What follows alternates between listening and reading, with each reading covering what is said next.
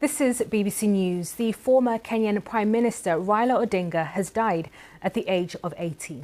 He'd been at a traditional Indian medical facility in Kerala state in southern India, where he had a cardiac arrest. Mr. Odinga spent many years as an opposition leader, losing 5 presidential campaigns, most recently 3 years ago. He frequently blamed the polls had been rigged. He served as Prime Minister to one of the men who defeated him, Mwai Kibaki, from 2008 to 2013. There had been reports that he'd been in poor health, but those had been denied by his family. And we can show you these live pictures coming into us from Nairobi. We understand that Kenya's President William Ruto will be taking to the mic there to deliver an address to the nation. In recent months, the president and Raila Odinga had become political allies, working together to get their MPs working together in Parliament. This was seen as quite controversial by some of Raila Odinga's supporters, but crucially, President Ruto wanting to deliver an address, pay his respects to Raila Odinga, and the news that the former opposition leader has died at the age of 80. Our global affairs correspondent Richard Kagore outlined for me Raila Odinga's legacy.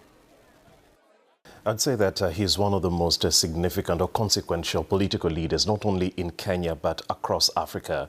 He was widely seen to be a champion of democracy, a defender of human rights, and somebody also who really pushed for political reform in Kenya and also across the continent. He did inspire a generation of politicians across the continent and just really made them quite resilient in their push for good governance and also for transparency in terms of governance across the continent. He's had considerable political experience. He had strong connections internationally, and that's how widely Raila is viewed, not only in Kenya but also abroad. But he did have a checkered past more recently in terms of his alliance with the current president, William Ruto.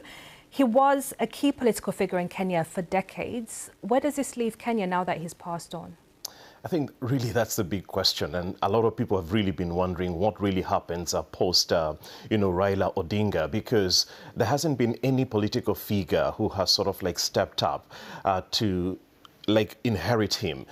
No one really has sort of the capacity to mobilize, opposition forces the way Raila has done this.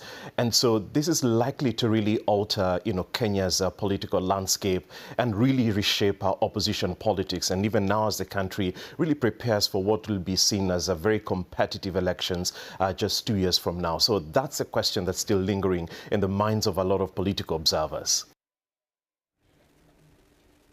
And that was our global affairs correspondent Richard Kagore there.